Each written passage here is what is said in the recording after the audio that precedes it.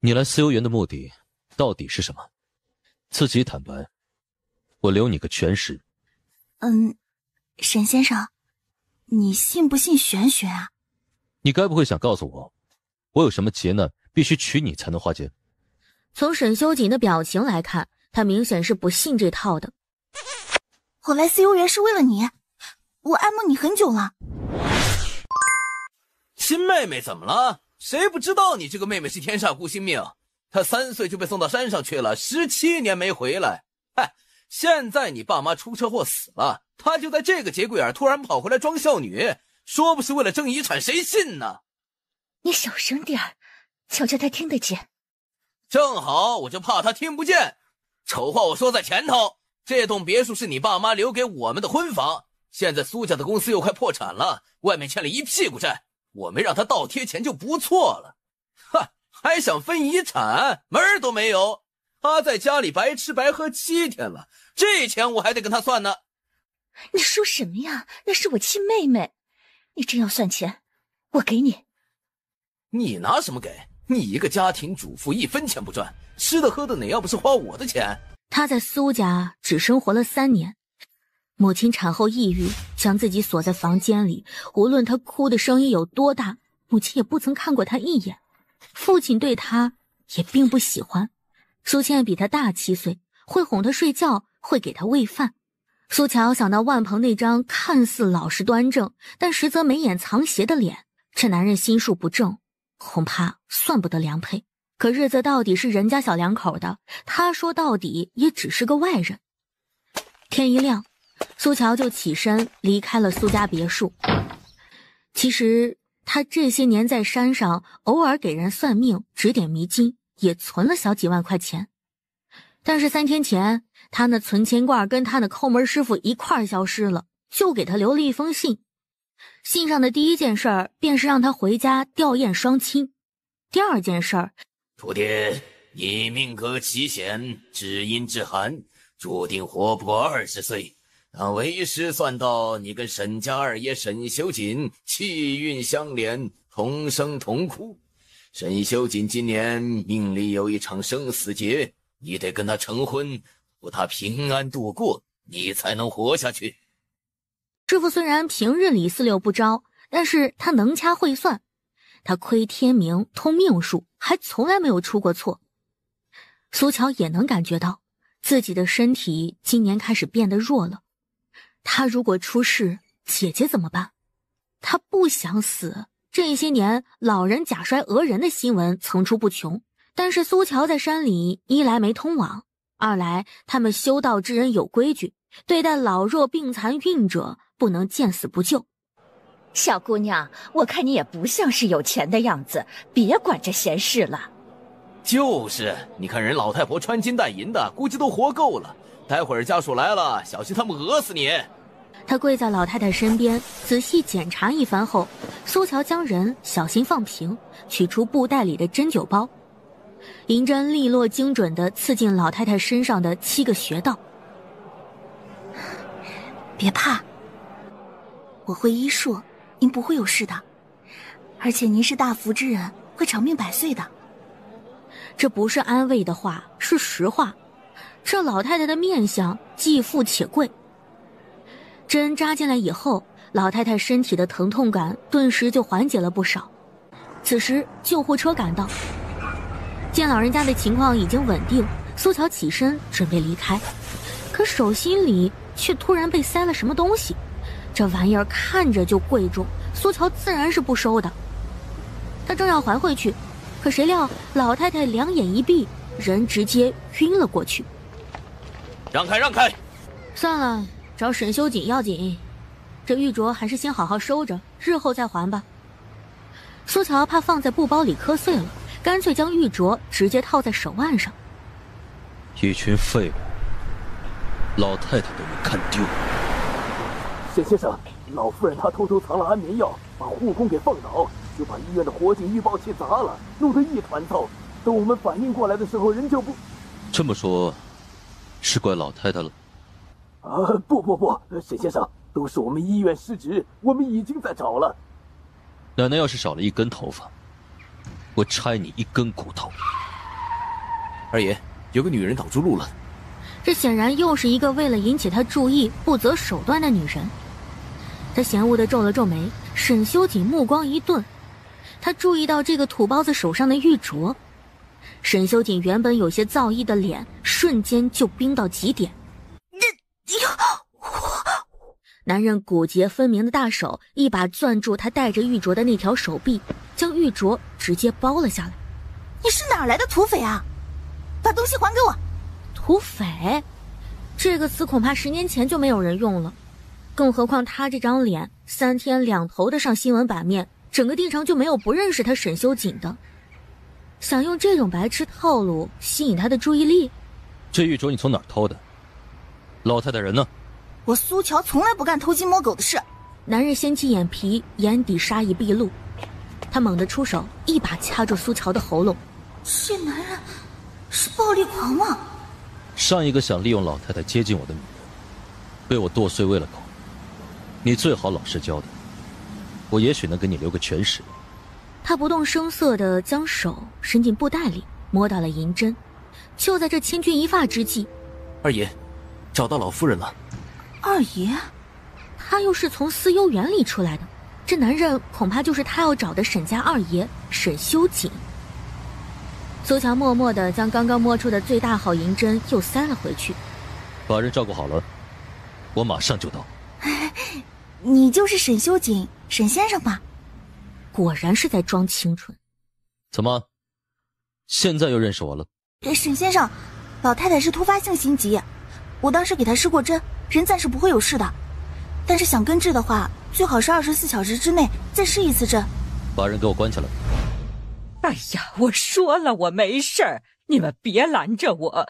我现在要去找我的救命恩人，那是老天赐给我的孙媳妇儿。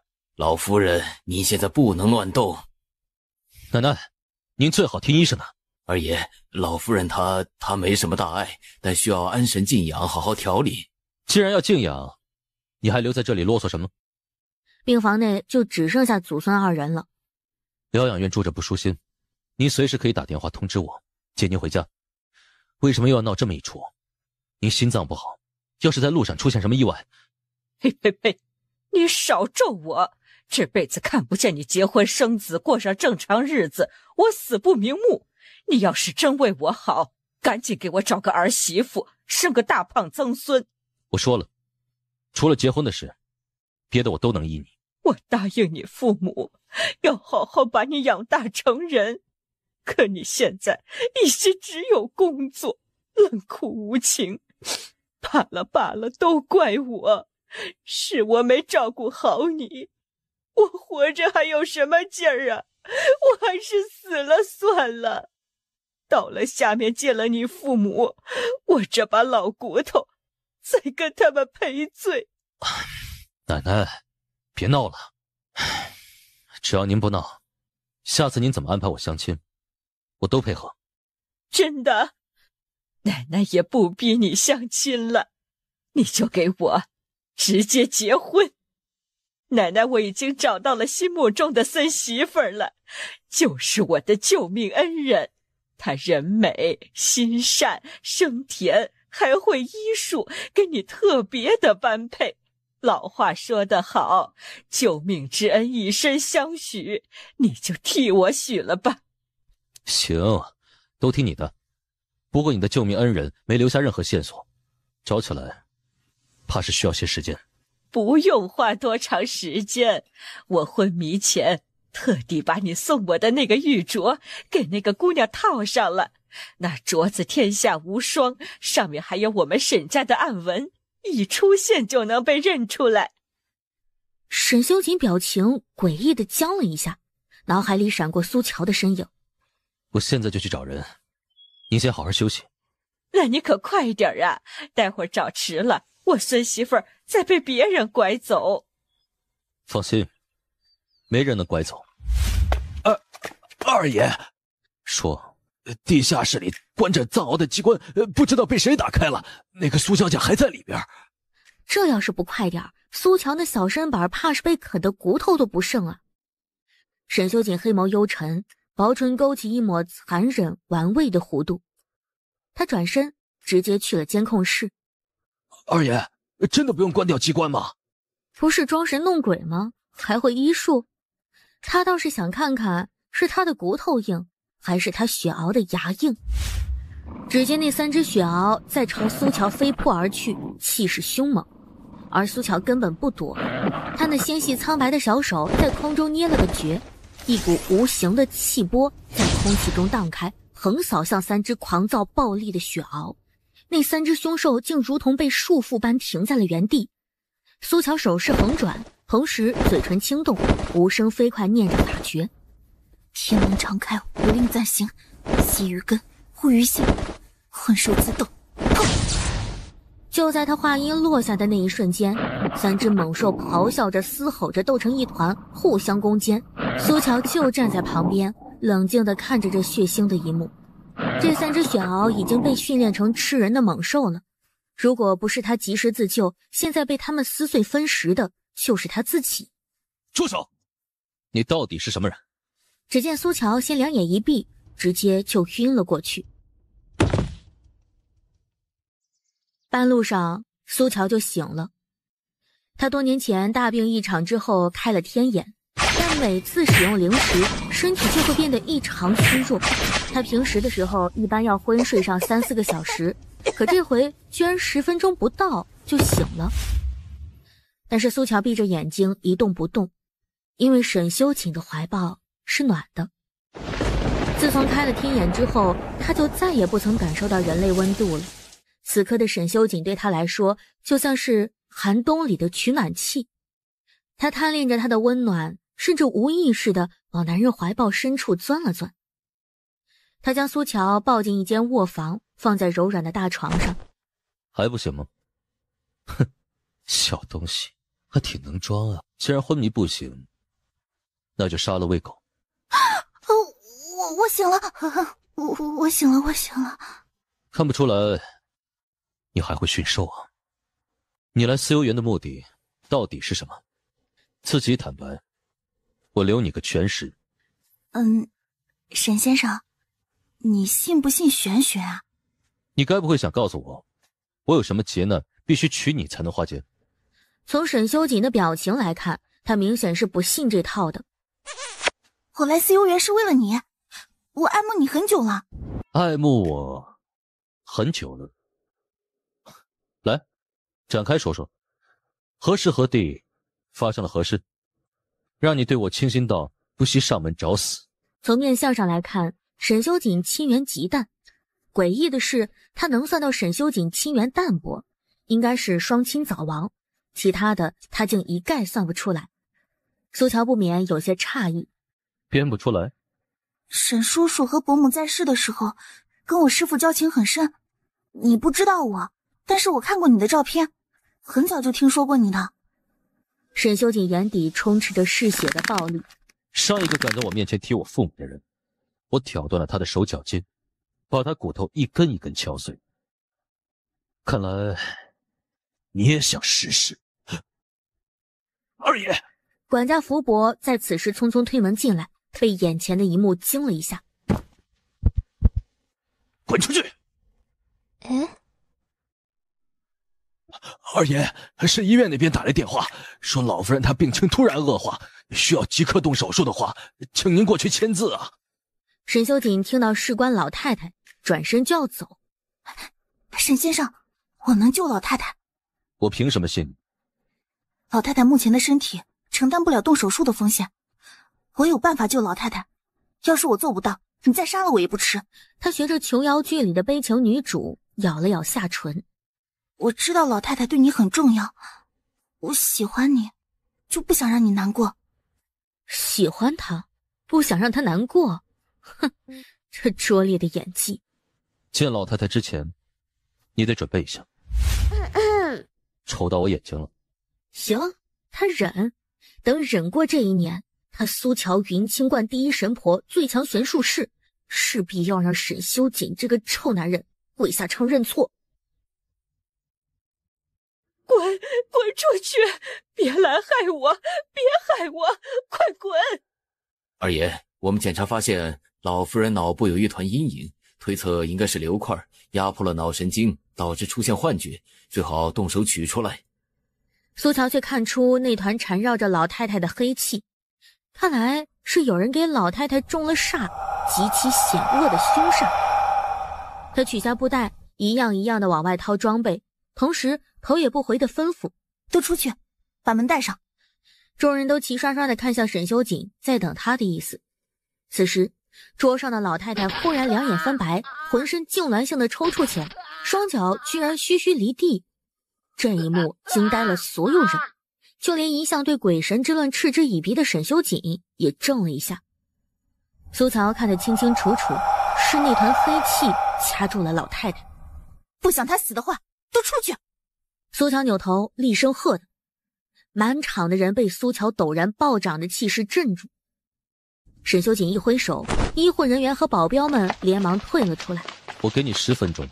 沈修锦吐出这一句，转身离开。刚才发生在老太太身上诡异的一幕，在场10几双眼睛都看得清清楚楚，那绝对不是眼花幻觉能解释的。二爷，这是那位苏小姐的资料。沈修锦伸手接过，一目十行地扫过去。听说这苏乔是天煞孤星转世，她出生那天，她祖父母和外祖父母4个老人同时过世，而她母亲也一病不起。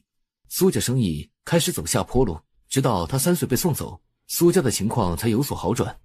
直到7天前，苏乔又回到了帝城，就在她回来的前一晚，苏家父母车祸，双双去世。唐毅越说越觉得后脊背发凉。二爷，这女人邪门得很呐，出场就得死人。她现在貌似又盯上您了，你觉得她能克死我？二爷，这邪门的事儿，咱还是宁可信其有，小心点好。他话还没有说完，苏乔走了出来，黑黢黢的脸衬得嘴唇越发苍白。老太太没事了，我去洗把脸。说完，他直接走向洗手间。纤瘦的背影看上去像一片薄薄的影子，风一吹就能倒。沈修锦淡不可见地皱了皱眉。只见刚才神态疯癫的老太太现在已经躺在床上，脸上也恢复了血色。阿锦，我这是怎么了？啊，没什么，您休息一下，待会儿我让医生进来替你检查。他眼角余光瞥见地上的水果刀，刀尖沾血。苏乔掬了几捧冷水，就着洗手液洗掉脸上的黑粉，露出他那张苍白绝美的小脸。凭借他的本事，对付那些邪祟也是小菜一碟。只不过他今天一天都没有吃东西，先前对付3只雪獒又耗费了零食，身体太过疲惫，倒是让那些凶煞本体抓住机会从窗户逃了。幕后的人肯定还会再来，到时候他再一网打尽。苏乔体内寒意肆虐，要命的疲惫感袭来，每次过度使用灵食，身体就会陷入虚弱的状态，他就需要重新吸收灵气才能尽快恢复。大都市喧哗俗闹，天地灵气极度匮乏。想起不久前他情急之下吻上沈修锦的画面，在亲上沈修锦的那一瞬间，他感受到了一股强大的灵力源源不断地涌入体内，四肢百骸都跟着暖了起来。沈修锦一个吻对他的加成，比在福居洞闭关3天都来得强烈。苏乔忍不住伸手去抚摸自己的唇，他好想再感受一次。你在回味什么？男人低沉的嗓音冷不丁地响起。沈先生。沈修锦就靠在门边，皱眉看着他，有股无声的嫌弃。但苏乔在这方面的钝感力极强，他笑眯眯地凑上前。我在回味之前吻你的时候。他不知道是这女人的段位太高，用最无辜干净的表情跟他调情，还是真就是傻白甜一个，撩而不自知。沈修锦伸出手，将他的脑袋推开了一些。老夫人已经醒了，医生再给她做检查。既然老夫人没事了，你现在有没有开心一点呢？他一边问，一边又往沈修锦的身边凑了凑，哪怕是亲不到，离他一近也能感觉到被暖意笼罩、灵力回升的感觉。还是头一回有人问他这种问题。开心？谁会在意他开不开心啊？沈修锦避开他毫不掩饰的炙热目光，注意到苏乔还在流血的手。不处理伤口，你想死？沈先生，在沈修锦要松开的时候，苏乔连忙反握住他的手，像只可怜巴巴的小狗一样。我好疼呢，你这么握着，好像好一点。沈修锦最后亲自给他上药。我下手不会轻。苏乔眼睛就没有从他身上离开过，他笑眯眯地摇了摇头，活像个恋爱脑晚期。没关系的，只要是你给我上药，就不会疼。这样挨着他，比什么止疼药都管用。身为助理的唐毅在旁边觉得自己是多余。这苏小姐看自家二爷那满眼欢喜的样子，都快溢出来了。等等，他不会看上谁死吧？唐毅被这突然冒出来的念头吓得一激灵。二爷，老夫人吵着要见您，说有急事要跟您说。知道了。沈修锦起身的同时，苏乔也跟着站了起来。坐下。哦。苏乔乖乖坐下，满脸不舍。那你什么时候回来啊？虽然抱不到亲不得，但是能近距离的靠着他，苏乔就觉得自己的身体都在渐渐恢复力气。这小女人是真不知道矜持2个字怎么写吗？她的灵力池啊。苏小姐，我们二爷向来对女人没什么兴趣，更不会喜欢你这一款，你还是识趣一点。你叫唐毅是吧？苏乔侧目看他，跟刚才面对沈修锦时是完全不一样的神色。他淡漠清冷，轻飘飘的一眼扫过来，有种说不出来的压迫感。你们二爷我跟定了，至于他对女人还是对男人有兴趣，我都无所谓。我劝你还是操心操心自己吧。他轻轻眯起那双好看的狐狸眼，端详着唐毅，眼底淌过一缕不易察觉的幽光。今天别在外面看热闹，还有这个平安符你贴身带着。我不。唐毅张嘴想要拒绝，却看见黄纸上朱砂画成的符箓在阳光下荧光一闪，眨眼之间就消失不见了。他到了嘴边的话咽了回去，心里也愈发瘆得慌。唐毅轻咳一声，伸手偷摸取过符纸，反正这小玩意儿也不占地方。阿锦，我刚刚昏迷的时候，好像又听见之前救我那姑娘的声音了。你是不是找到我的救命恩人了？您听错了，有消息我会立刻告诉您。我看电视里的霸道总裁要找谁，立马就能把人找到。还有个叫龙傲天的，特别厉害。哎，都是当霸总的，你跟人家怎么差距就这么大？很好，待会儿就让人把老太太房间的电视给拆了。我的乖孙媳生得那么好看，在外面太不安全了。你要是不抓紧把人找到，哼！老太太嘴一撇，扭头去看窗户，意思很明显，没了孙媳妇儿，她就跳楼。沈修锦脑海中闪过了苏乔那张精致绝美的小脸儿，还有他直勾勾盯着他的时候那双欣喜满意的眼睛。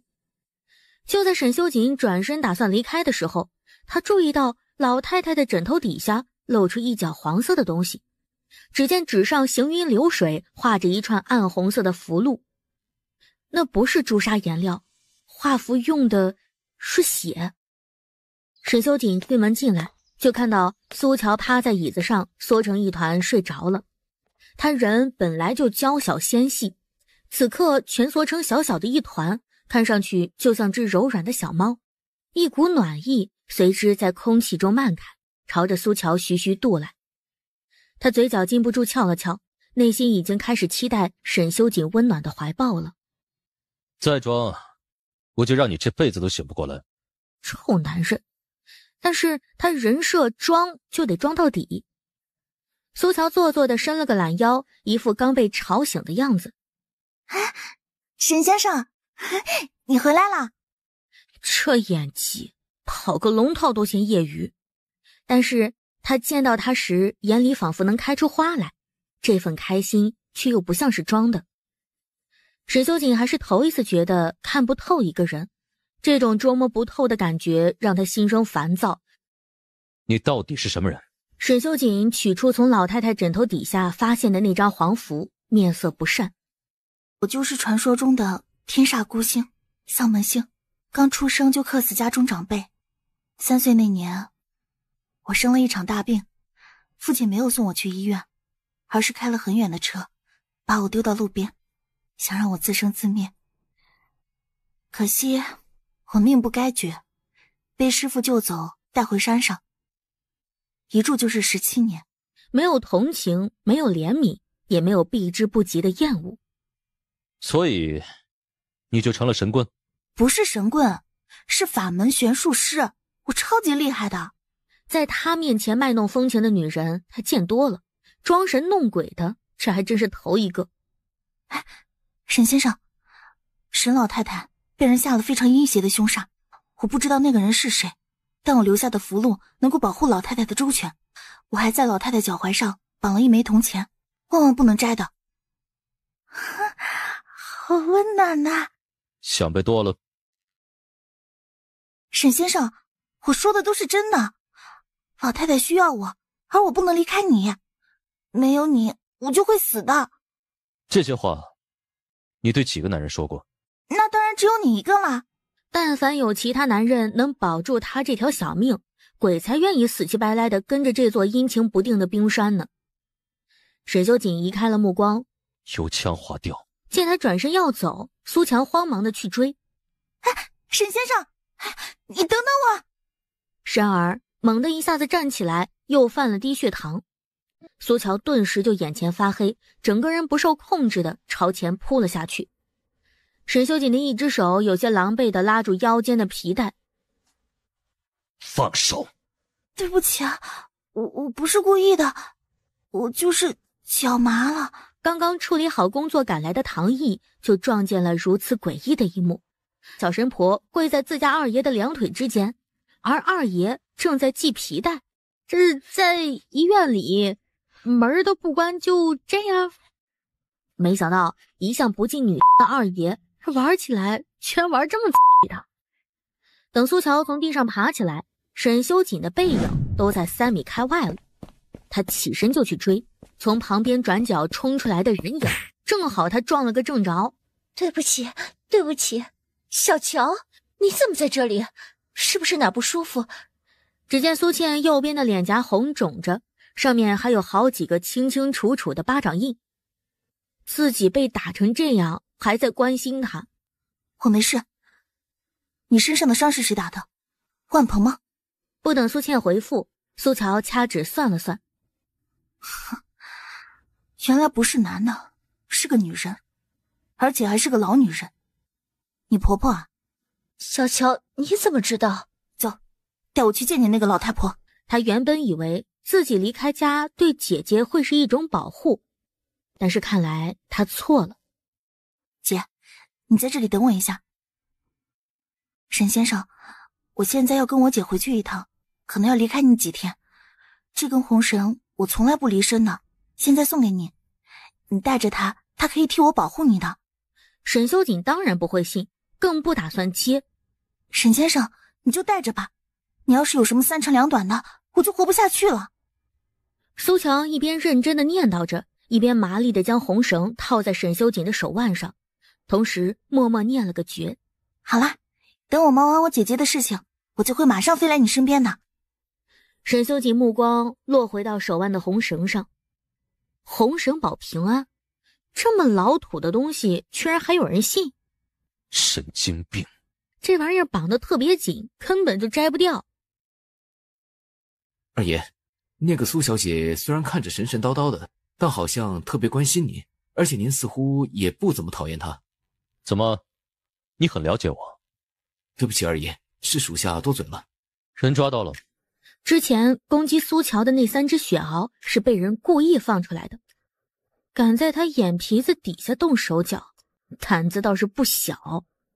已经审问过一轮了，但嘴巴很硬。嘴硬？哼，把人送去1号公馆。小乔，你是不是没吃晚饭啊？我一天都没有吃东西啊。那你想吃什么？我们先去吃饭。我们去吃面吧。好。苏倩一口应下，心里稍稍松了口气。她现在的卡里就只剩下几十块钱了，要是苏乔真想去饭店，她只能找人借点钱。苏乔的确是饿了，一口气吃了4碗面，这才放下筷子。还疼吗？不疼了，你给的那个药贴很有效。还手了吗？什么？你那个恶婆婆用开水烫你，别告诉我你没有还手。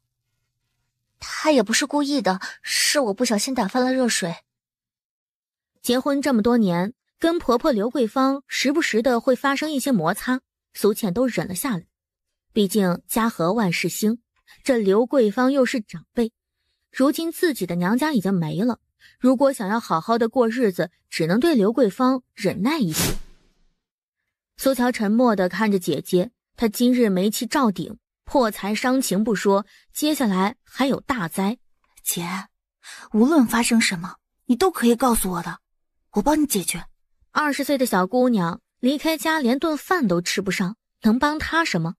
你有这份心，姐姐就很感动了。明天我去找个老同学，看看能不能给你安排一份轻松点的工作，1个月挣个4、5千也好，至少能保障你的基本生活。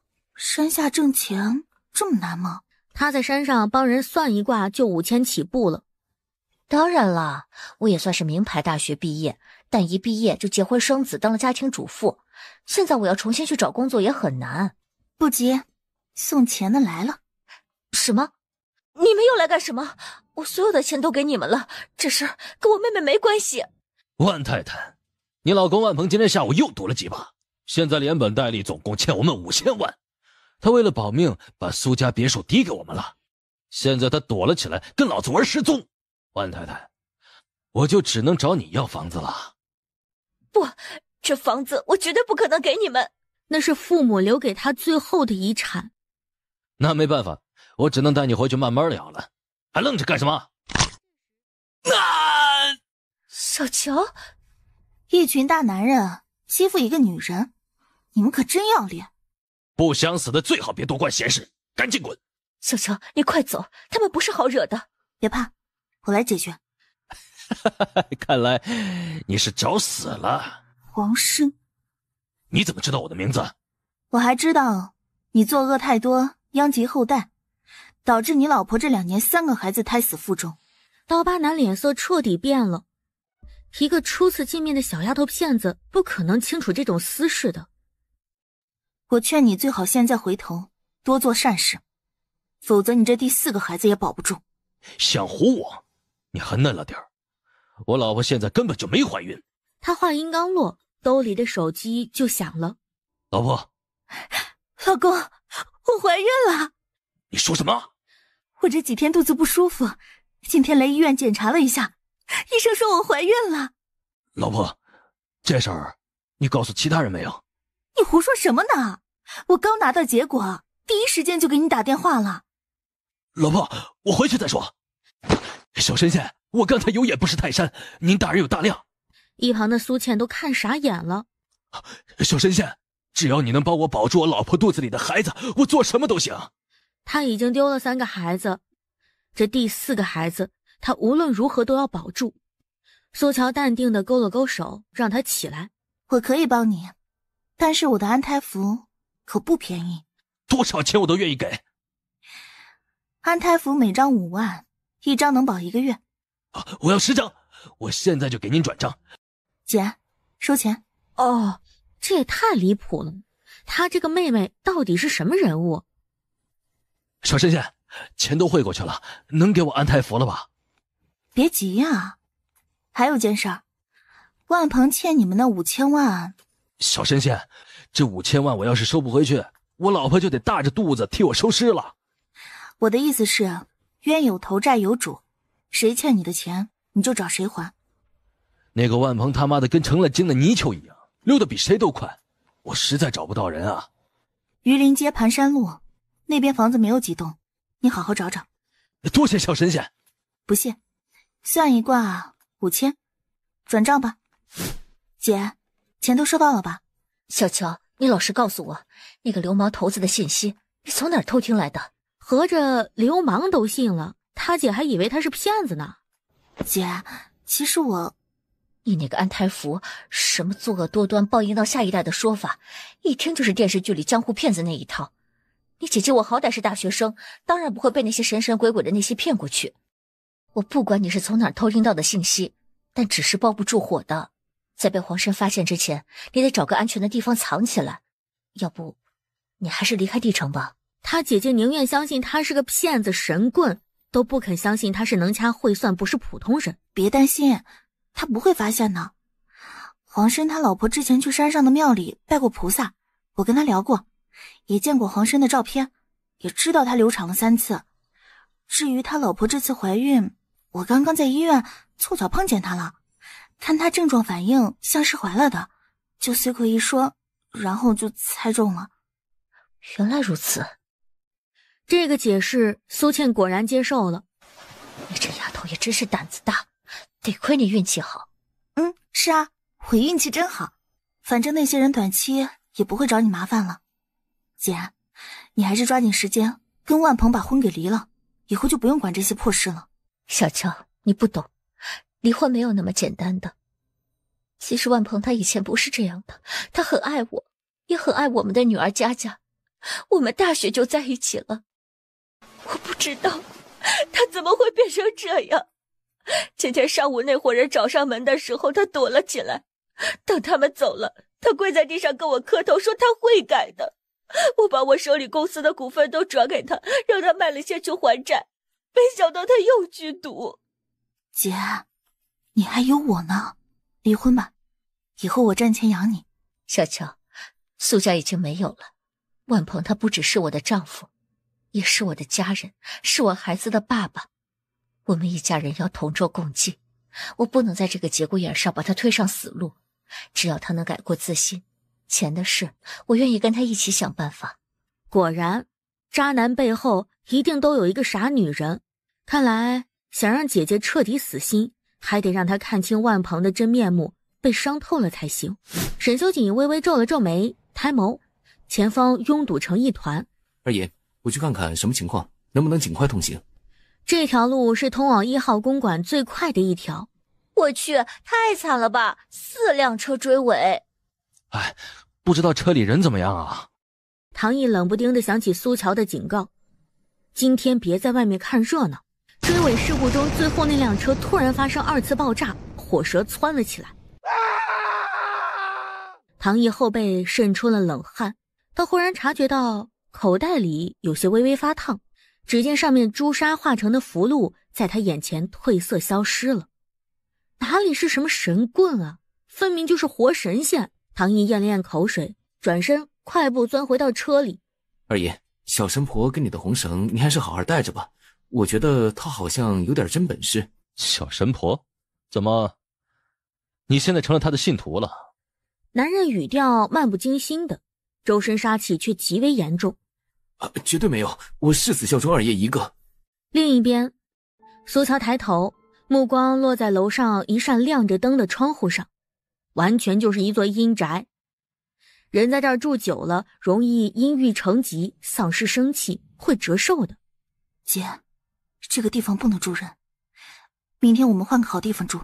那笔钱不能动，万一那个皇申识破了来找你麻烦，我们还能把钱退回去。小乔，我婆婆人比较泼辣，说话也不太好听，但心地还是不错的。我跟万鹏谈恋爱那阵，她对我很好的，可能现在年纪大了，脾气也大了，你待会儿听见什么别都往心里去。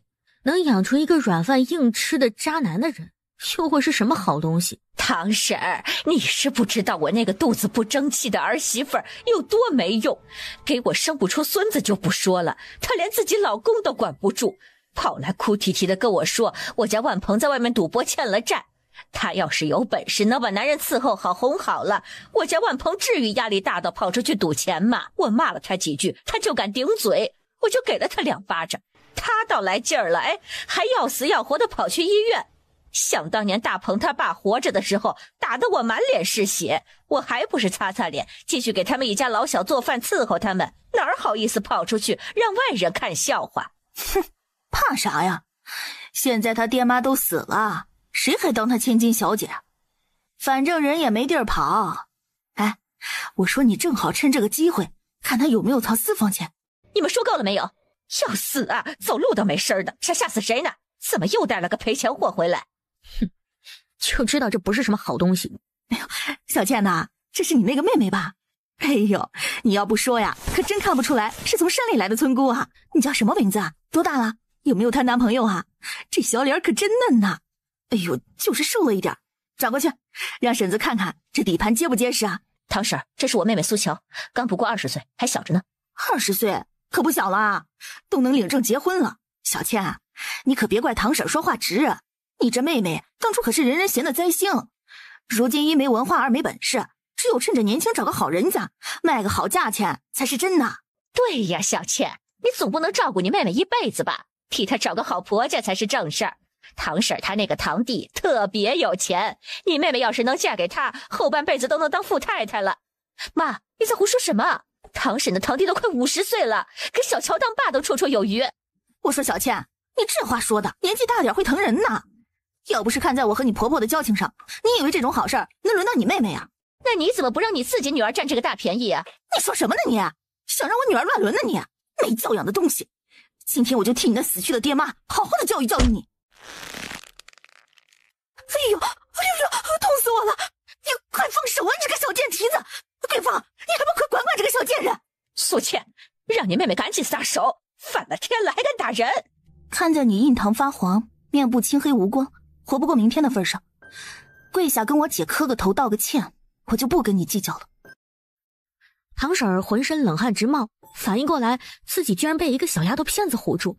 哎呦，你这个小贱人，你敢咒我死？我撕了你这张嘴！他猛地一脚直接踹在堂婶的膝盖窝，道歉。哎呦，别打了！哎呦，苏小姐，我错了！你大人不计小人过，我是不要脸的死肥猪，我嘴巴贱。苏乔这才大发慈悲的松开手。好啊，你带你这个丧门星妹妹回来欺负我是不是？我看你连女儿也不想要了。你把佳佳藏哪儿去了？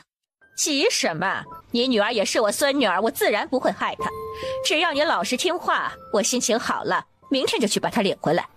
你告诉我佳佳在哪儿，我现在就去接她回来。怎么，你还信不过我？妈，你到底想怎么样？我昨天打牌输了3000块钱，你给我转5000，我今晚去赢回来。等打完牌，我自然就带着佳佳回来了。好，说到做到。等一下，我要1万。你怎么？你的钱不就是我们家大鹏的？大鹏的就是我的。我们家大鹏现在人还不知道在哪儿，你倒好，卡里有钱都不给他还债。我可以给你1万，但是你要告诉我佳佳的地址，不然你今天1分钱都别想拿到。行吧，赶紧给我转钱，就没见过你这种做儿媳妇的，还跟婆婆讨价还价。收了钱，刘桂芳就给苏倩发了个地址。老太婆，我劝你今晚最好别出门，否则钱财散尽不说，还会天降横祸。呸！少咒我，老娘命硬得很，你全家死光，老娘都不会死。刘桂芳骂骂咧咧的下了楼。哼，1万块就想打发我，哼，门儿都没有。他给苏倩的是一个假地址，现在儿子不知道跑哪儿去了，以后没有钱花，就只能找苏倩。姐，别白跑了，那老太婆给你的是个假地址，你等我15分钟，我带佳佳回来。他短短几句话，信息量太大，苏倩哪里还坐得住啊？焦急的起身去追，但是那门却好像被卡住了，怎么着都拉不开。苏乔走到小区门口，等了2分钟。小神仙，人我给你送来了。佳佳正睡得不省人事，苏乔把他抱起来都没有醒，看来是被喂了药。黄哥真的抓住万鹏了。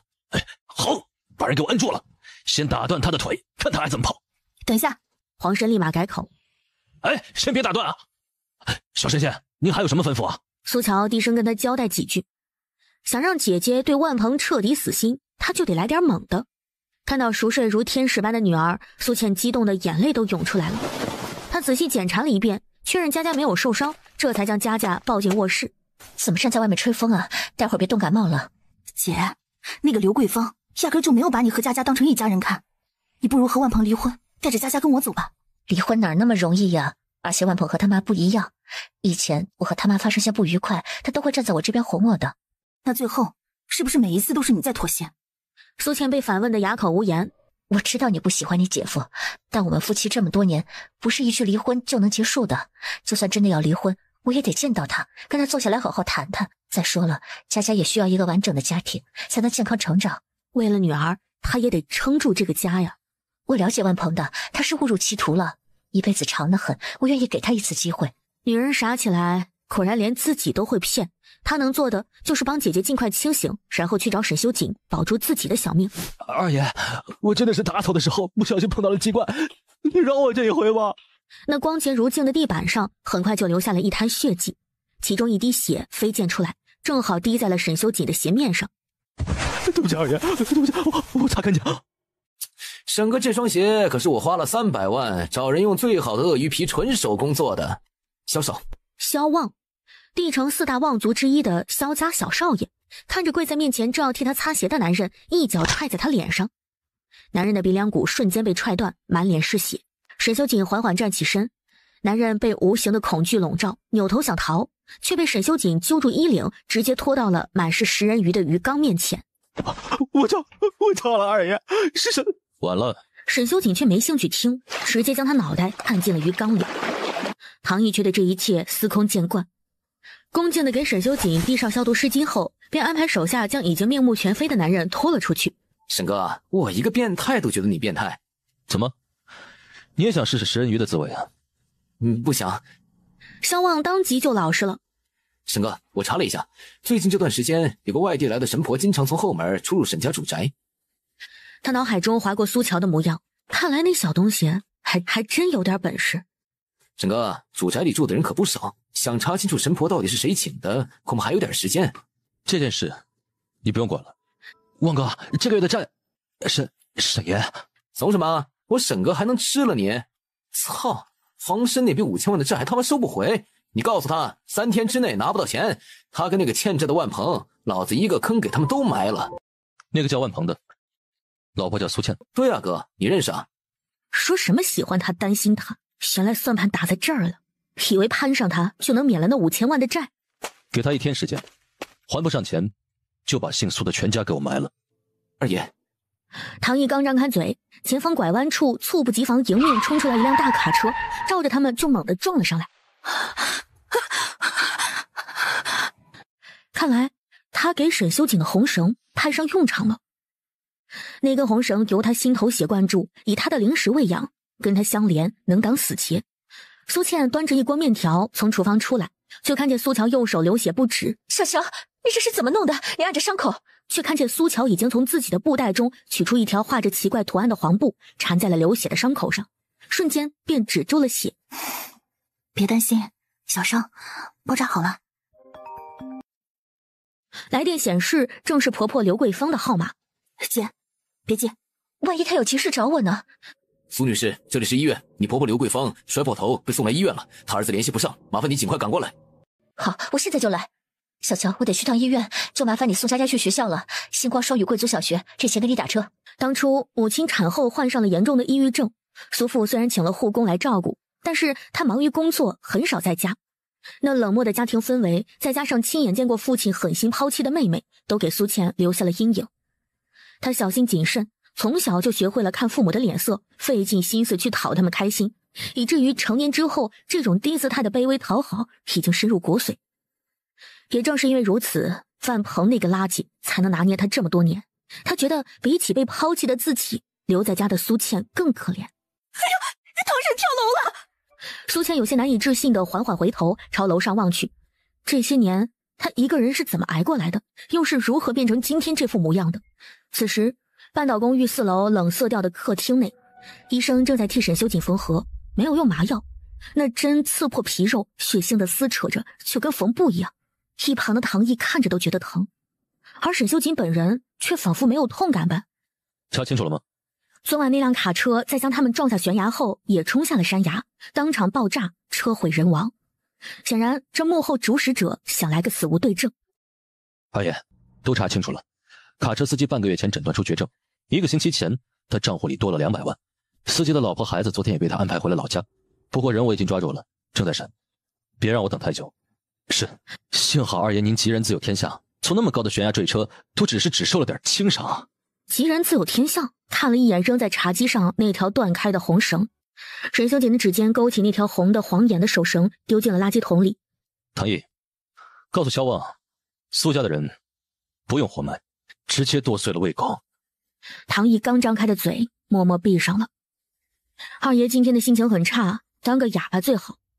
医生已经处理完伤口，唐毅送他离开。你好，我是唐毅，请问哪位？唐助理，是我。苏小姐，苏小姐，您可真是神了，您的护身符太有用了。我想见沈先生，他现在怎么样了？苏小姐，抱歉，我不能透露二爷的行踪。苏小姐，你还是带着你姐姐先离开帝城。背着我，给人通风报信。唐毅整个人都麻了，他僵硬地转过身。二爷，我绝对没有背叛您的意思。苏乔，选一个吧。啊？死法。他费劲巴拉的想救他的小命，这狗男人怎么一天到晚想弄死他？沈先生，你能不能先开一下门啊？我进不来。他半信半疑的走到窗边，垂眼便看到了苏乔的身影。既然找上门来找死，那他就成全他。沈先生，他满脸都是雀跃，仿佛一见到他就很开心。可这个世界上哪有见他会开心的人啊？沈先生，你……沈修锦粗暴地拖着他进了电梯，直通顶楼。不是说爱我爱到情愿去死吗？现在我成全你，亲手送你上路。他此生最讨厌欺骗，他现在不爽到极点了。苏乔站在原地，低着头，他轻轻地叹了口气，有所决定般朝沈修锦走过去。找到了，沈先生，这些都是我亲手画的护身符，全部都送给你。眼前的小女人直勾勾地望着他，又是那种眼神，既认真又温柔，仿佛满心满眼都只有他。沈先生，我不知道你为什么一定要杀我。我昨天给你的红绳是最好的护身符，能够替你当死结。昨晚他救过你了，就不能再用了。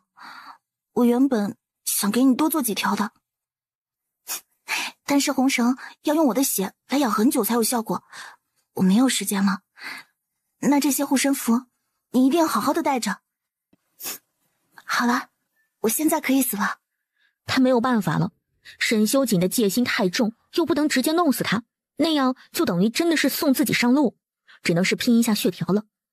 毕竟他身体的自愈能力比普通人强得多。苏乔暗自发誓，等熬过这一年，他势必要让沈修锦知道什么叫做君子报仇，10年不晚。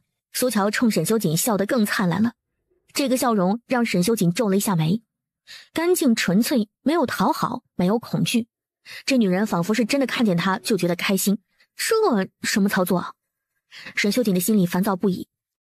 行，我送你上路。他竟然真的不躲。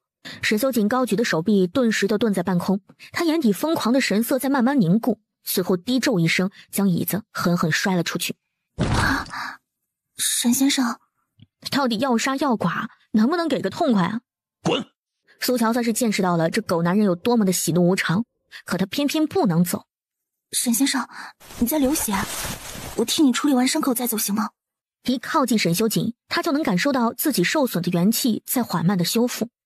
如果临走之前能再跟他多一些肢体接触，那就更好了。我说话你听不懂吗？苏乔只能依依不舍地松开手，他没有往门口走，而是走上前，将掉了一地的护身符默默收好。这些东西别人可都是要花钱的。沈先生，你别嫌麻烦，出门的时候记得带一个护身符在身上。苏乔的身体摇摇晃晃，一头栽倒在电梯口。你到底想要什么？害他入骨？哼，这个世界上有没有真心都难说呢。说。萧望听得出来沈哥的心情不好。哥，你昨晚问过一嘴的，我手底下小弟黄申收的那笔5000万的贷，我刚刚把人抓过来问清楚了。哥，你要是没兴趣听，我马上挂。沈修锦眸光微凝，视线落在面前昏迷的苏乔身上。说。嗨，说起来也有点邪门，黄申刚才跟我交代了，欠债的万鹏昨晚找着了，还多亏了一个小神婆叫什么苏乔的帮忙。那个苏乔跟他说这笔债他可以帮他收，但在那之前他得先让他姐姐苏倩看清万鹏的真面目，不然苏倩不肯离婚。都什么年代还神婆呢？皇室那个傻叉居然还信了。苏家姐妹俩都是奇葩，一个蠢的相信赌棍，一个装神棍。哥，你放心，今晚我就把苏家姐妹抓来和万鹏一块埋了，到时候直播给你看啊。所以他接近他不是为了利用他帮他姐夫万鹏躲债。沈哥，苏家的人先别动。沈修锦吐出这一句就直接挂了电话。他弯腰将苏乔抱了起来，被暖意包裹。苏乔还没有清醒，已经遵循本能，贪婪地往沈修锦怀里深处钻。苏乔，你最好别让我发现你在骗我，否则我会亲手剥了你的皮，让你生不如死。二爷，那个小神苏乔他给了一道护身符，昨晚的确救了属下，所以属下刚刚接到电话，才想稍微提醒他一下，属下绝不是叛徒。叛徒的帽子比死更让他难受。起来。没有什么温度的语气，却让唐毅激动的差点哭出来。二爷，我们今日开业的天宫楼盘那里突然有几个人来闹事，要跳楼讨薪，喊着要见你，钱款是我负责的。二爷，我用脑袋保证，绝对没有拖欠的情况。一定是有人从中作梗。一看到号码，他就生理性的厌恶。沈董，正是他的大伯沈长宗，如今沈家的家主。楼盘那边的事你都知道了吧？去处理干净，拖欠民工工资。哼，这种上不得台面的事，也就你干得出来。哼，多好呀，就让他们跳，开业见红。混账！要不是老太太坚持，可怜你父母死得太惨，我怎么会让你过继到我名下？这件事你要是摆不平，你父亲在集团的股份，你就更没本事接手了。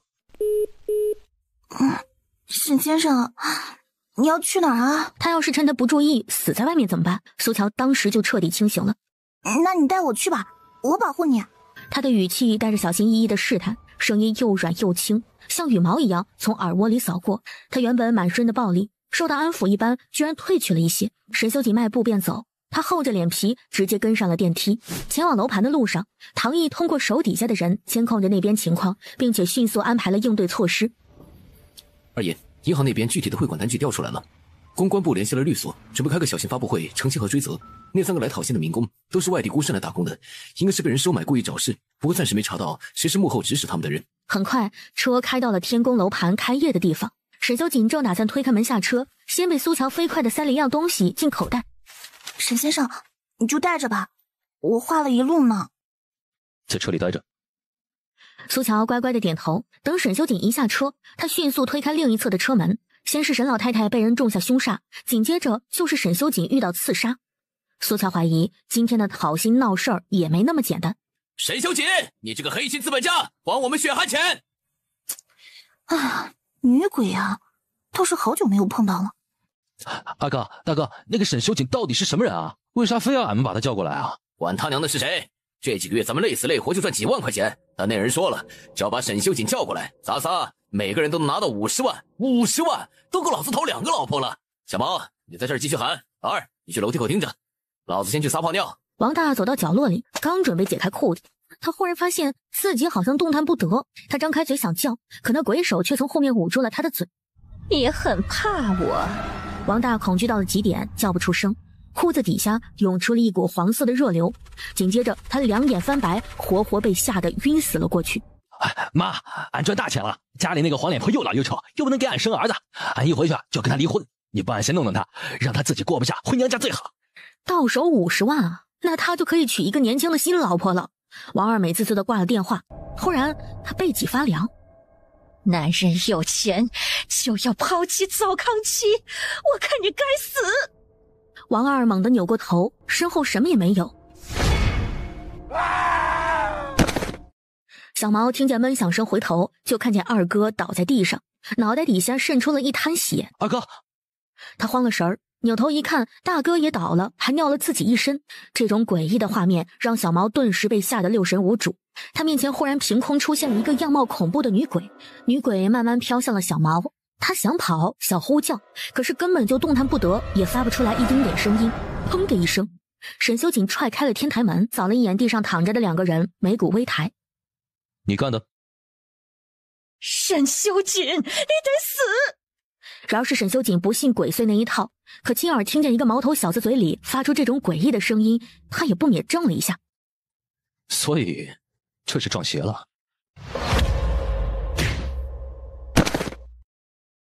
沈修锦，你想摆脱我，只能杀了他，可你敢吗？现在打死他，这上面就只有你一个活人了。3条人命，底下那么多双眼睛在看着，到时候谁能保得住你？你尽管试试，我敢不敢？你不敢，沈修锦，你不能坐牢，不能现在就完蛋，因为你想要的还没拿到手。沈修锦，你得死！女鬼差点就被震出小毛的身体，她那双死气沉沉的眼睛里闪过一丝类似恐惧的情绪。她看见沈修锦西服一侧的口袋里散发着淡淡金光，显然是有高人护着她。哼，我的人你也敢欺负？看来是当鬼当腻了，想灰飞烟灭呀！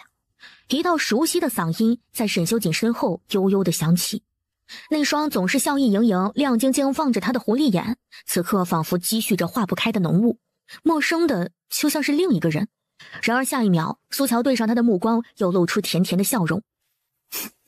沈先生，我有点想你，就来找你了。你是什么人？沈先生，以后我的护身符你一定要好好的带着，坏人多，坏鬼也多的。臭丫头，你找死！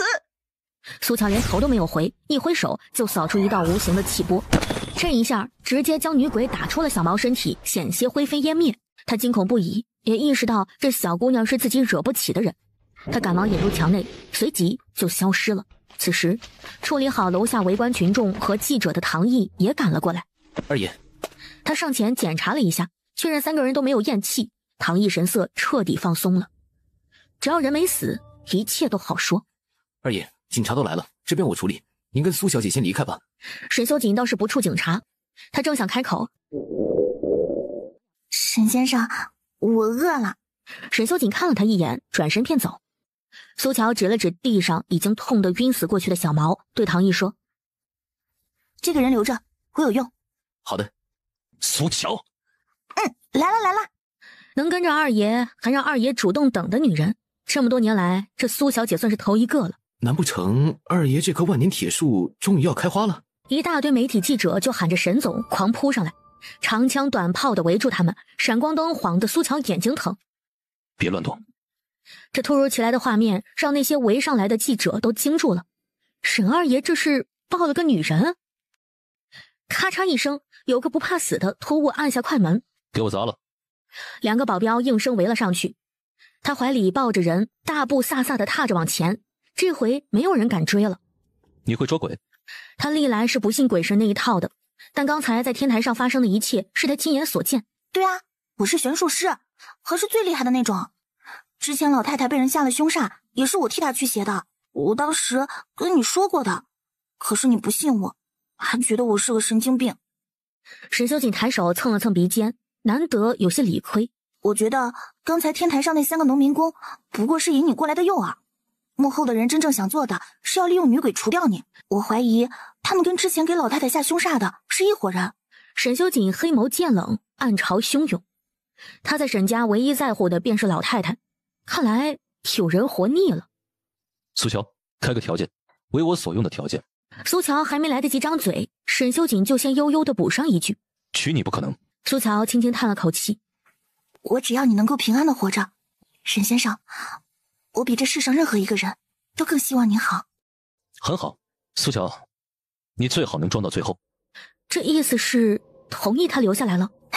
那沈先生，我以后就能跟在你身边了吗？那要看你的能耐。沈修锦当即就露出了资本家的獠牙。我身边不留废物。先说说看，天台上那个女鬼，你怎么处理？这就是传说中的考察期吗？那个红衣女鬼怨气极重，怨鬼是生前有恨，恨意难消，死后成怨，会将他们困在他们枉死的地方。你的意思是，他就死在这栋楼？是的，应该是在这栋楼建成之前就已经死了。沈修锦半信半疑，他打了个电话，让手下人去查天宫楼盘修建前有没有出过命案。很快消息就传了回来，果然有一个叫陈丽红的女人7年前在这个地方自杀了。当时这块地皮还在上一家开发商手里，原本是要建一栋高档公寓的，但是在快竣工的时候，陈丽红在深夜爬上楼顶，身穿红衣一跃而下。苏乔盯着资料上的陈丽红的照片，看出了端倪。沈先生，陈丽红身上还有些事情我得去确认一下，给我1天的时间，我查出是谁在背后利用女鬼想害你。陈丽红当鬼当了这么多年，和沈修锦也是无冤无仇，显然是有人在背后捣鬼。害沈修锦，那不就等于想让他死吗？好大的狗胆！有人害他，他倒是比他还生气。可以，1天内查不出来，我把你跟陈立红埋一块儿。二爷，你要吃点什么？滚他！苏乔看着菜单上的价格，眉头越扭越紧。什么破地方啊！一碗汤要3钱。我要半斤挂面，加4个鸡蛋和半斤肉就好。嘿，谢谢啊。照他说的做。二爷，收买司机的人已经查出来了，是沈苍逸。听到这个名字，沈修锦毫不意外。沈苍逸正是他大伯沈长宗最看好的长子和接班人。哼，他送了我这么一份大礼，我自然要加倍奉还了。沈修锦一边有条不紊地安排着唐烨接下来的任务，一边看着苏乔将碗里的鸡蛋和肉大部分都分到了小碗里，又往里面加了一些面条。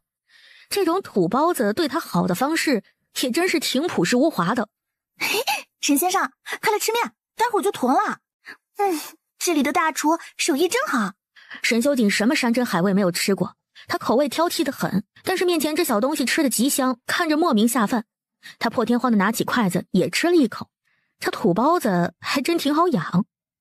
最后沈修锦那碗还是进了苏乔的肚子。吃饱喝足回到车上，沈修锦从储物层里取出一台新款手机，里面存了我的号码，我的人得做到24小时开机，随叫随到。保证随叫随到。他巴不得一天24个小时都跟着他，好好养一养自己的凌迟。你姐夫万鹏的事，你打算怎么处理？你知道万鹏的事？我要是愿意，你苏家祖宗18代都能挖出来。这男人不是挖人祖坟，就是把人给埋了，什么癖好！万鹏不算我姐夫，他是我姐姐的劫，我得帮姐姐度过这一关。苏家视你为灾星，你还要帮苏家人渡劫，还真是圣母心泛滥。抛弃我的是苏家父母，跟我姐姐苏倩没有关系。而且真要刨根究底，她如今走到这一步，我也有责任。因为我出生那天克死了外公外婆和爷爷奶奶，才导致母亲陷入重度的抑郁，甚至有自杀的倾向。可姐姐苏倩却被迫承担了她造成的恶果。我留在苏家的那3年，父母连看我一眼都不愿意，是姐姐在照顾我。我不是被抛弃的那一个，我是抛下她的那一个。一个重度抑郁的母亲和心力交瘁、沉迷工作缓解悲痛的父亲。姐姐她这17年过得比我更辛苦。从出生的那一刻起，每个人的路都是自己选的。他就是如此，弱者囿于地狱，而他靠自己一步一步爬了回来。同情和怜悯这些感情只是无用的累赘。苏乔正想开口说点什么，目光先捕捉到窗外一个熟悉的人影。沈先生，麻烦你听。车子还没有开口，窗外发生的一幕让苏乔的表情瞬间冷了下去。贱人，你敢出卖我！苏倩被这猝不及防的一耳光扇倒在地。苏倩难以置信地看着面前表情狰狞的男人，有那么一瞬间，她甚至不敢相信这就是她同床共枕的老公万鹏。万鹏还觉得不解气，又狠狠地踹了苏倩2脚。妈的，老子差点死在你手上！昨天晚上，他躲在榆林路的公寓里，那个地方是最佳藏身所。可谁知道一伙人突然冲进来，二话不说就把他一顿暴打。然后没有过多久，黄申就来了，还说多亏了他老婆苏倩了解他，猜到了他的位置。万鹏被打得丢掉了小半条命，趁着看守的人打瞌睡，这才逃了出来。他气得头脑发晕，满肚子的怨气，恨不得掐死苏倩。苏倩眼睛里噙着泪，狼狈地从地上爬起来。万鹏，你在胡说八道什么？我一直在照顾婆婆，她……少他妈废话，快给我点钱！他一边粗暴地去抢走苏倩的包，一边警惕地盯着四周，就怕那讨债的人突然出现。老公，这是我身上所有的钱了，女儿和婆婆还要用钱，你……万鹏满身怨气和怒火，踹了他一脚。就因为你这个贱人不肯把房产证交出来，老子现在才像阴沟里的老鼠被追得四处逃。万鹏发泄完，倒是又冷静了几分。房产证还在苏倩手上，想到这儿，万鹏表情缓和了不少。倩倩，对不起，倩倩，是我混账，我刚刚是气疯了，上头了，一时间没控制好脾气。你是不知道昨晚那些人怎么对我的，要不然你也打我泄火。说着，他抓起苏倩的手就往自己脸上招呼。苏倩用力地抽回手，整个人都在发抖。你别碰我！挨婆婆打的时候，她都没有如此绝望过。万鹏害怕追债的人找过来，也不敢久留。芊芊，你听我说，现在只有你能救我了，你赶紧把房产证找出来，我晚点回来找你的。老婆，我现在只有你了，你一定要救我。你放心，这绝对是最后一次了，我不会再去赌了。这时，对面几个男人看着像收债的，万鹏如同惊弓之鸟，慌忙跑了，手里还抓着苏倩的包。被撇下的苏倩愣在原地好一会儿，她慢慢蹲下来，缩成一团，将脸埋进膝盖里，无声又无助地哭了出来。车里，苏乔静默地看完这场悲剧，只有这样切身的痛过、心碎过，姐姐苏倩才能看清渣男的真面目。沈先生，我晚点去找你。沈修锦静默地看着苏乔走到苏倩旁边，蹲下身，轻轻抱住她。姐妹俩在这人来人往的街头，倒是有一种相依为命的意味。沈修锦收回目光，开车。果然是养不熟的贱人，背着老子存了这么多私房钱，都不肯拿出来帮我还债。操！万鹏觉得自己骨头都断了几根，倒在地上哀嚎不已。你他妈的会不会开车？想撞死老子呀？赔钱！哼，今天他非得讹一大笔。沈二爷，你看我赔多少合适？不然直接撞死，给你一双多赔点。不，是我走路不长眼睛，挡了二爷的道。万鹏连忙往旁边爬了爬，给车让路。二爷，您请。苏倩和她女儿，把他们母女俩盯紧。在彻底信任苏乔之前，他必须抓住她的软肋。小望不太理解。明白，不过哥，你什么时候对人妻感兴趣了？滚！沈修锦懒得跟他废话，不知道想到了什么，又补了一句：那5000万的债，先别收，要不直接免了？反正也没有多少，还不如当他沈哥泡妞路上的垫脚石呢。他还没那么大面子。啥意思呀，哥？这妞到底是泡还是不泡啊？西城那边怎么样了？放心吧，哥，一切都在计划内。不过今晚这事办了以后，你跟沈苍翼就彻底撕破脸了。沈苍翼那个草包倒是无所谓，可沈长宗那边怕是不好糊弄了。既然他们想玩，那就玩点大的。整个帝城有谁比他更疯吗？苏乔将苏倩扶回家，替她处理了身上的伤口。小乔，万鹏他变了，他以前从来没对我动过手。他不是变了，只是暴露了本性而已。小乔，是不是你？是你算到万鹏的下落，让他们去抓人的，是不是？从黄申到今早坠楼的唐婶儿，以及意外摔破头的刘桂芳，苏乔每个都算准了，这绝对不是巧合。是我。小乔，你为什么？为了让你能够看清楚万鹏的真面目，让你能够清醒过来。不是的，他是误会了。苏倩下意识的就想替万鹏找理由。他误以为我跟那些收贷的流氓告密，所以才……姐，苏乔看不下去苏倩的自欺欺人，皱眉打断他。如果他真的信任你，就不会误会你的。如果他真的爱你，心里有你，更不会动手打你。你自己想想，他这些年是真心爱你，跟你过日子的吗？苏倩被他这一连串的质问逼得心慌。他能打你第一次，就会有第二次。这样的男人，你真的要打算原谅他，跟他过一辈子吗？小乔，我不知道，我只是想拥有一个幸福的家。我已经很努力了，我想有人爱我。我到底做错了什么？为什么就那么难？姐，你没有做错什么，只是你得学会爱自己，放过自己。离开万鹏吧，我还有佳佳，我们陪着你重新开始。苏倩压抑了这么多年的委屈化成泪水汹涌而出。等苏倩发泄完，她也彻底冷静清醒了。我知道该怎么做，谢谢你小乔，我会离婚的。她鼓足了勇气，终于把离婚2个字说出口，压在心口的重担好像也卸了几分。好，姐，你不要害怕，天塌下来还有我在呢。傻孩子。苏倩感动的鼻子发酸，她摸了摸苏乔那张精致不见血色的小脸儿，心里很不是滋味。小乔，你这些年在山上是不是过得很辛苦啊？你师傅他们对你好吗？还行吧，反正也没有饿死我。以后姐姐来照顾你，不用再回山里了。别担心，我活得很好的。无论多少人抛弃他，多少人想让他死，他都活了下来。他苏乔这条命是自己挣来的。苏乔今天收拾了女鬼，耗费了一些零食，身体有些疲惫，不知不觉睡了过去。等醒过来的时候，苏倩已经提着炖好的汤去医院了。小乔，锅里热着汤，记得喝。我去见律师了，准备离婚协议。姐姐总算是肯翻篇了。喝完汤，苏乔摸出沈秀锦给她的智能手机，摆弄了一番。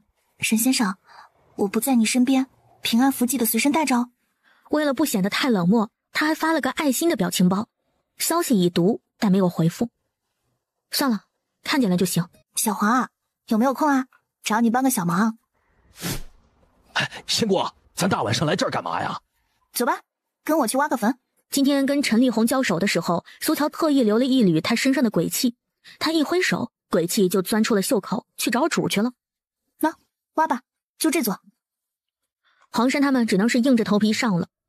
棺材埋得很深，他们挖得满头是汗，不过好歹是挖出来了。作为答谢，苏乔一人送他们一张平安符。开棺见尸损阴德，你们最好回避一下。黄生他们几个立马躲回了车上。苏乔单手掀开了棺材盖，一股腐尸的恶臭味瞬间就冲了出来。看来他的猜测没错，陈立红自杀的时候是怀着孕的，胎死腹中成了婴灵。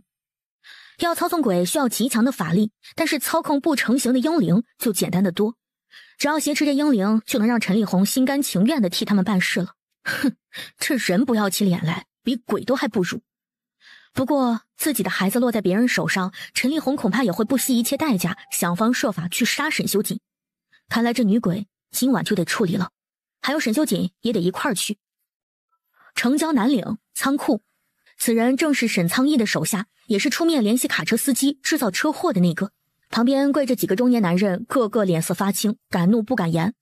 他们面前摆着一份股份转让书，这几个是沈苍逸的合伙人。不用紧张，有不满意的就提，我这个人很民主的。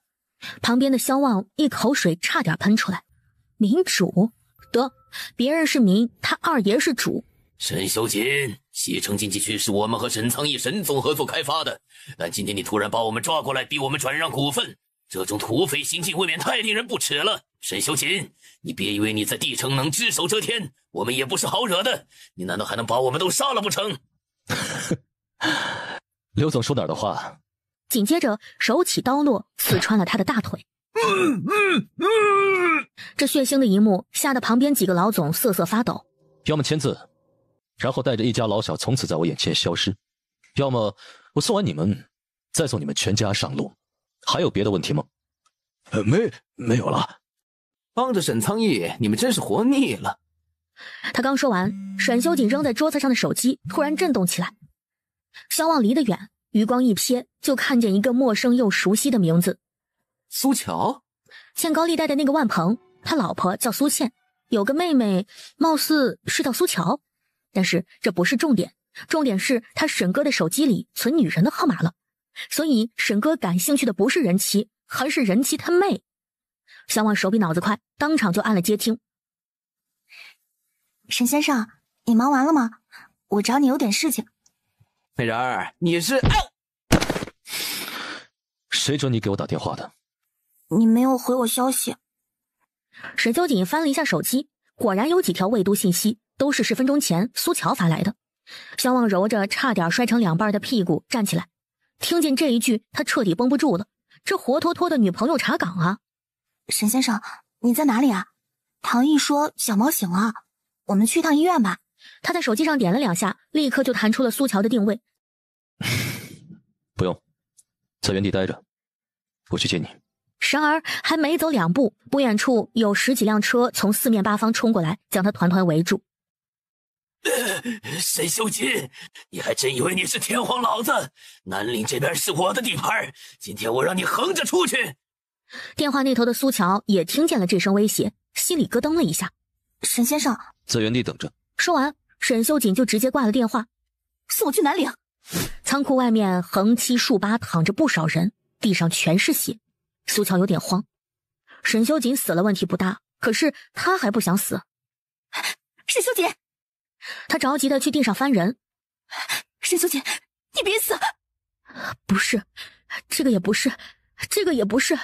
风吹起地上的沙尘，迷了眼睛。他干脆一屁股坐在地上，先揉沙子。哥，人小姑娘担心你出事儿，都吓得坐地上哭了。沈哥，这小姑娘怕是跟你来真的了。小姑娘似乎是哭完了，重新爬了起来，继续去翻地上的人。沈小姐，沈小姐，一声一声的，好像找不到她就不会放弃，真烦人，又蠢又烦。苏乔听见脚步声靠近，她下意识的回头，便看见沈修锦的身影。沈先生，苏乔愣神了半秒，快步朝沈修锦跑过去，一头撞进他怀里。他是真的害怕。我刚刚找不到你，我好害怕你死了，那我也活不成了。这些话他从第一次见面便开始张口就来。沈修锦的手按住他的肩膀，将人推开了一些。我没那么容易死，还有下次别让我看见你哭，不然埋了你。这个狗男人到底对埋了他有什么执念啊？他实在是听不下去了。沈哥这哄女人的手段简直能把对方吓死。苏乔小姐是吧？初次见面，我是萧望，你叫我望哥哥就行了。小美人儿，你别担心，那些小瘪三儿哪能算计沈哥呀，早就被收拾了。苏乔看见萧望也是眼睛一亮。普通人看人看五官，可苏乔是职业病，他看人就喜欢观面相，看骨相。萧望天生就是贵骨大富之相，如此外显的贵气并不多见。但即便如此，滔天富贵并不张扬，反倒是被压了一头。萧先生，你有一个哥哥是不是？而且能处处压他一头。苏小姐，我有个哥哥的事人尽皆知。他哥萧思衍，萧家从小培养的是正统继承人，萧氏财团的首席执行官，每年开年财经周刊的封面人物。身弱忌财，财运交战。他最近这2天身体不适，不要轻易投资。萧望满脸问号。他沈哥这是找了个神棍。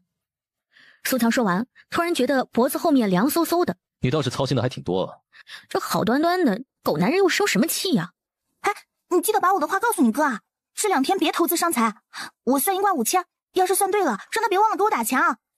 说完，他急忙去追已经走远的沈修锦，留下萧望在风中凌乱。什么玩意儿就打钱？哎，沈先生，等等我。唐烨回头询问沈修锦的意思。沈修锦从后视镜里逆着苏乔的身影越追越近，眼看着就要到车窗外，他吐出一句：开车。唐烨也是满脸问号，这逗着玩呢，你大爷的，别活了，同归于尽吧。手机响起，苏乔狗腿的立马接听，声音要多乖有多乖。沈先生，过来。苏乔抬头就看见那辆车停在几十米开外。你他妈当逗狗呢？苏乔保持微笑。好的。他顺手将沈修锦的备注改成沈非人哉。车内，唐烨亲眼目睹了自家二爷这番有些幼稚的操作，也是一头雾水。他当然不敢直接问沈修锦，偷摸的给亲哥唐毅发了条消息：二爷身边那个苏小姐到底是什么人啊？那不是普通女人，是神婆仙姑，对她一定要放尊重些。她说什么你就听着。他就是出了趟差，他哥就开始搞迷信了。沈先生，我们先去医院处理那个小毛吧。沈修锦淡淡的嗯了一声，车子就直接往医院的方向开。苏乔搜了一下萧望亲哥的资料，自己这是亏大发了。萧思衍这种级别的有钱人，他一挂通常得10万起步的。沈先生，你能不能帮我跟萧望说一声，我刚刚给他哥算的那一卦钱收错了，不是5000，而是10万。沈修锦沉默的扫他一眼。你刚刚给萧思衍算命，是为了赚钱？对啊。苏乔理所当然道。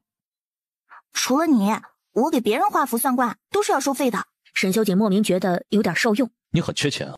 倒是不缺，就是现在没有钱。之前给黄申，就是来找我姐收高利贷的那个小混混头子，他老婆怀孕了，我卖了10张安胎符给他，赚了一点钱，都给我姐了。不过今天又被万鹏给抢走了。好在我姐已经决定离婚，50万买他清醒，划得来。但是以后要用钱的地方还多着呢，我想多赚一点。苏乔，你知道我是谁吗？知道啊，你是我喜欢的人呐。算了，沈修锦想，他不主动开口求他，难道还要让他纡尊降贵来开口送钱？对了，沈先生，苏乔正色道，我开过陈立红的棺了，他死的时候怀着孕，但是现在棺材里面没有小孩的骸骨，我想应该是有人把他孩子偷走了，对方应该是以陈立红的孩子做要挟，让他来害你的。前面开车的唐烨也是见过大世面的，但是这番话他还是听得后背凉飕飕的。我会找到英灵，作为交换条件，陈立红要交代谁是幕后黑手？沈先生，你心里面有怀疑的人吗？不清楚，想我死的人太多了。得，他这一年怕是得累死。车已经开进了医院，唐毅就在楼下等着，发现沈修锦没有跟上来。他回头就看见沈修锦还站在车前，正跟唐烨交代着什么。唐烨点头应下，上车离开之前还看了苏乔一眼。等沈修锦走到跟前，他问：沈先生，你们刚刚是在说我吗？你能再自恋点吗？唐烨一边开车一边交代手底下的人：找一个叫万鹏的赌徒，先关起来。他手里有张银行卡，保证里面的金额有50万，给他老婆送回去。唐毅看着床上神色呆滞、直勾勾盯着天花板的小毛，也有点不理解。人醒来后就一直是这种状态，医生检查过，也没查出什么原因。苏乔看了一眼，他被鬼上身之后，受到鬼气侵蚀，三魂七魄都被吓散了，就会出现这种症状，我们称之为离魂。那这魂魄散了能归位吗？能，但不是现在，他还得再当一次容器。说话之间，苏乔已经从布袋里取出了2个烛台、2根红蜡烛，还有一个锈迹斑斑的铜炉。苏乔摸出了一张无字符纸，夹在食指和中指之间。他闭上眼睛，口中念念有词，只见那符纸居然无火自燃了。眼前施法的苏乔身上有种凛然不容侵犯的气场，可是又神秘莫测，让人无法移开视线，跟那个缠着他的小姑娘判若两人。沈修锦深眸轻轻眯起，他忽然觉得眼前的这个苏乔才是真正的苏乔，而在他面前要死要活的那个恋爱脑更像是装出来的。苏乔自然不知道沈修锦的内心活动，他用符纸生火，点燃红烛，燃着的符纸抛到半空，灰烬落在小毛身上。只见他原本呆滞僵硬的身体突然向上抬起，然后又重重地跌了回去。苏乔手掐诀，嘴里飞快地念着咒语。床上的小毛猛然弹坐起来，眼冒红光，他死死盯着苏乔，有些畏惧。你到底是什么人？何必要多管闲事？唐毅头一次见这样的场面，顿时就有些腿软。哼，你这种怨鬼还不配打听我的名讳。我给你2条路，第一，把你知道的都交代了，我就会帮你找回你的孩子，超度你们母子。第二，苏乔取出一张天雷符，神色阴冷。我现在就让你灰飞烟灭，母子离散，永世不得超生。不要，我可以灰飞烟灭，只要大师你能超度我的孩子。他们挖走了我的孩子，让他受尽折磨，逼我杀了沈修锦。他们是谁？我不认识，但我见过他们的样子。大师，你可以亲自来看看。眼下，陈立红附在小毛身上，只要苏乔跟他通灵，分一部分灵石到小毛体内，就能以小毛的肉身作为容器，共享陈立红的记忆。苏乔捏了一个分身诀，闭目，灵石出窍，进入了小毛体内。陈立红嚣张的大笑起来：臭丫头，硬碰硬我不是你的对手，可你现在灵石出窍，肉身还在外面，你死定了。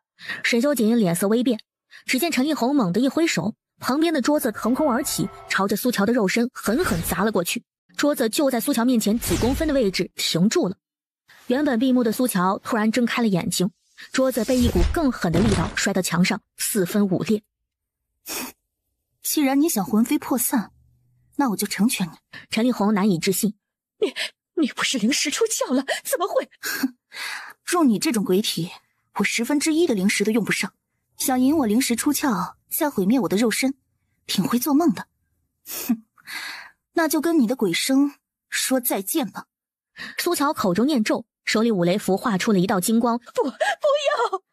陈立红终于见识到苏乔的恐怖之处，他在床上疯狂挣扎，极力想要冲出小毛的肉体，可奈何被点在床头的镇魂灯牢牢锁住。就在此时，一团黑气从天花板的通风口钻了进来，直冲向病床上被陈立红附体的小毛，将他团团围住，竟然挡住了苏乔劈过去的五雷符。苏乔眼神凛冽，有人在跟他斗法。你们先出去。话音落下的那一瞬间，一股无形的力道直接将沈修锦和唐烨2人推出门外。透过门上的玻璃窗，他盯着苏乔娇小淡薄的背影，几乎能感受到他散发出来的凛然杀气。沈修锦淡不可见地皱了一下眉。5分钟之后，苏乔拉开了病房门，他脸色白得吓人，周身戾气和寒意都没有消退。陈立红的鬼魂被救走了，不过差不多也废了。苏乔伸出手，给我纸笔。刚才他已经入侵陈立红的鬼域，透过陈立红的视角，看见只是他除去沈修锦的那个女人。唐爷立刻拿来笔，苏乔也不讲究，盘腿就坐在地上开始画。10分钟之后，他停下笔，将画好的人像递到沈修锦面前。就是他。是二太太。他有几分意外。什么二太太？胡大伯沈长宗带回家的小老婆林小云。对外他只说跟沈长宗是一见如故，认他为义兄，可他进门的时候分明还带着一个8岁的小男孩，眉眼酷似沈长宗，谁都知道那就是沈长宗的私生子。真没想到这次引过来是二爷的，竟是看上去最无害的二太太。没什么好意外的。沈修锦别有深意地看了苏乔一眼。人是最会伪装的，往往看起来越单纯干净，皮囊底下心思就越多，得撕开来看看才行。不是啊，大哥你说话就说话，你瞥我干什么呀？今晚苏乔折腾了好一通，已经是累到不行，身体愈发的冷。他想离沈修锦近点儿，感受点温暖，可奈何这男人不知哪根筋不对，又看他不爽。沈修锦已经走了，只留下一个司机送他回思悠园。苏乔上了车之后哈欠连天，要睡不睡的时候就接到了姐姐打来的电话。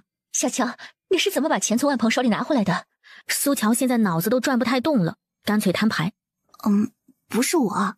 可是刚才有位唐先生找到家里，把我的银行卡送来了，里面还有50万呢。他放下卡只说了句以后不会再有人来骚扰你们母子，就走了。我还以为是你的朋友呢。唐先生？那应该是沈修锦身边的唐烨了。苏乔有些感动，但不多。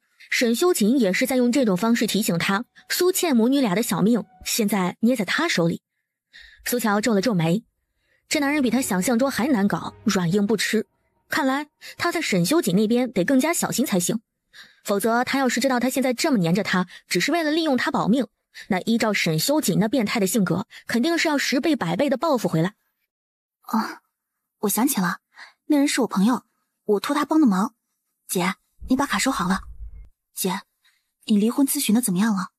我今天在律所等了一下午，那位大律师都没空，我明天再去碰碰运气。不用，明天他会主动找你的。沈修锦自然不会只停在送卡这一步，苏倩还说了什么他已经听不清了。姐，我有点累了，就先挂了。他蜷缩成一团，身体冷得要命。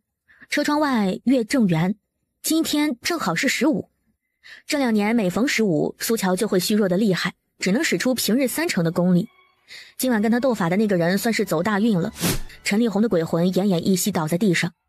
皇娘娘，我已经按照你吩咐的去做了，可是沈修锦身边的小姑娘太厉害了，哪怕皇娘娘及时出手替他挡去这5雷符一大半的威力，但是那剩余的能量也不是他能承受得住的。